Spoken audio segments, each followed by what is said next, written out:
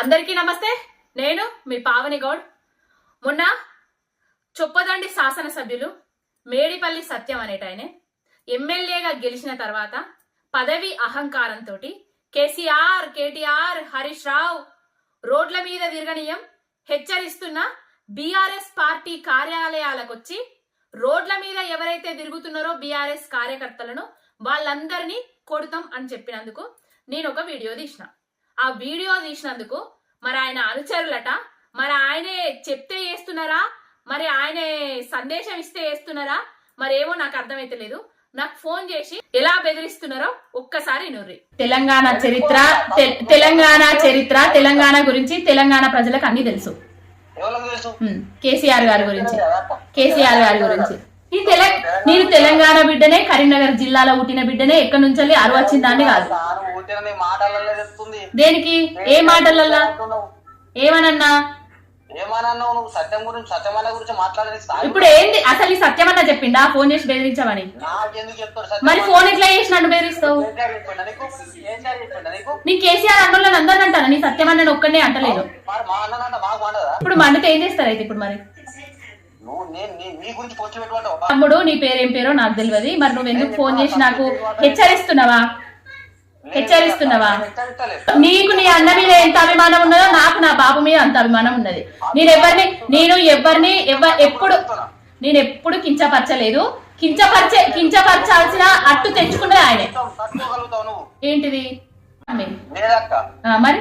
దేనికి ప్రత్యేకించి మీరు నేను ఇప్పుడు పర్సనల్ గా మాట్లాడుకుంటాను. ఏమని? సోషల్ మీడియాలో ఏతలేము, మీరు సోషల్ మీడియాలో పెట్టారు. అక్కడ తగ్గాలి.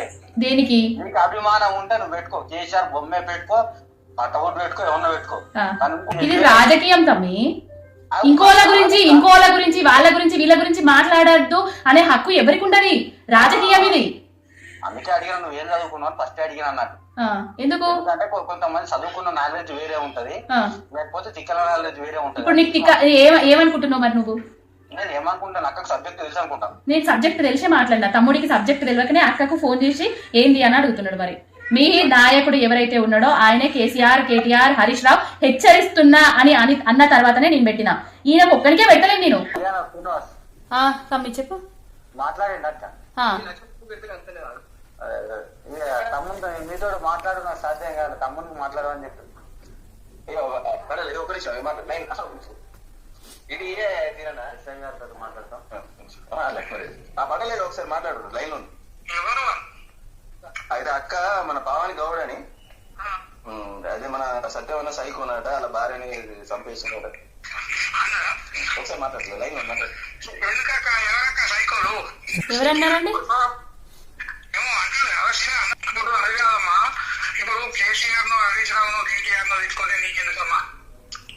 నీకెందుకని అనుకుంటే తెలంగాణ తెచ్చుడు నీకెందుకని అనుకుంటే తెలంగాణ వచ్చేదా కేసీఆర్ గారు? అదే మీరు అడిగిన దానికి నేను సమాధానం చెప్తాను. కేసీఆర్ గారు కనుక తెలంగాణ నేనెందుకు దేవాలి అని అనుకుంటే తెలంగాణ వచ్చేదా అని అంటున్నా. ఇన్నారు కదా అయ్యా.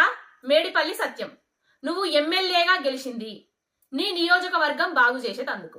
నువ్వు ఎమ్మెల్యేగా గెలిచింది మీ రేవంత్ రెడ్డి ఏవైతే హామీలు ఇచ్చిండో ఆ హామీలను నీ నియోజకవర్గంలో నెరవేర్చేటందుకు, రైతు భరోసా ఇచ్చేటందుకు, తులం బంగారం ఇచ్చేటందుకు, మా ఆడబిడ్డలందరికీ 2500 ఇచ్చేటందుకు.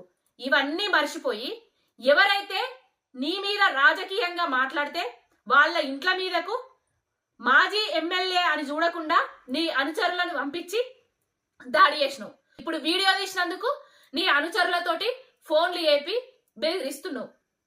నాకేది జరిగినా మేడిపల్లి సత్యందే బాధ్యత. మన గుంపు మేస్త్రి వర్యులు తెలంగాణ రాష్ట్రానికి పట్టిన శని రేవంత్ రెడ్డిదే బాధ్యత. ఇంకొకటి, మీ బెదిరింపులకు బెదరడానికి నేనేం గుంపు మేస్త్రి శిష్యురాల్ని కాదు. నేను కేసీఆర్ గారిని అభిమానించే, ఆరాధించే బీఆర్ఎస్ పార్టీ కార్యకర్తను, ఉద్యమ బిడ్డను, ఉద్యమ నాయకుడి బిడ్డను.